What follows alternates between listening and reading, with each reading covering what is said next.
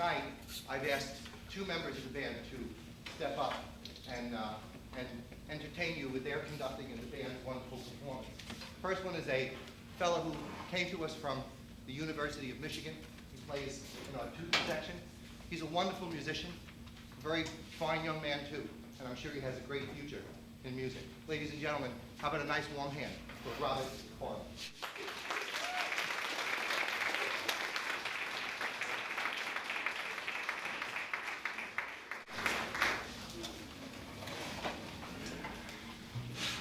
First of all, I'd like to thank Mr. Pansley for this wonderful opportunity. I came to him at the start of last semester, said I was interested in conducting a group, and without flinching, he agreed. A piece I had mentioned several months prior to the start of this semester in passing was there sitting in the folders ready at the first rehearsal, so thank you very much for that. Secondly, I'd like to thank all the wonderful musicians you see sitting behind me for all their hard work and dedication towards this piece, as well as their patience in working with a young, cocky, inexperienced conductor such as myself. Okay. Gustav Holst, along with Ralph Vaughan Williams, was one of the models of British composition in the early 20th century. Gustav Holst is best known for his most famous work, The Planets. I'm sure many of you are familiar with that. In 1909, he composed the first suite in E-flat.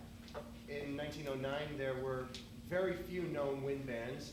The only ones that we really know about today are groups, military groups such as the Garde Républicaine of Paris, or touring bands such as Sousa's or Gilmore's bands.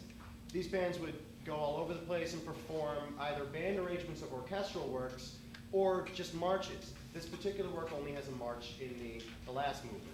What separates this work apart from other early band compositions is the treatment of the entire band as potential soloists. Almost every instrument in the band has a solo.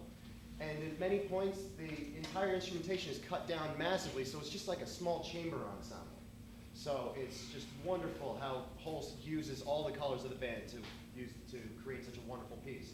Now the companion piece to this work, second suite in F, is going to be on the second half of this program. So thanks once again to everybody, and let's try to get this thing done.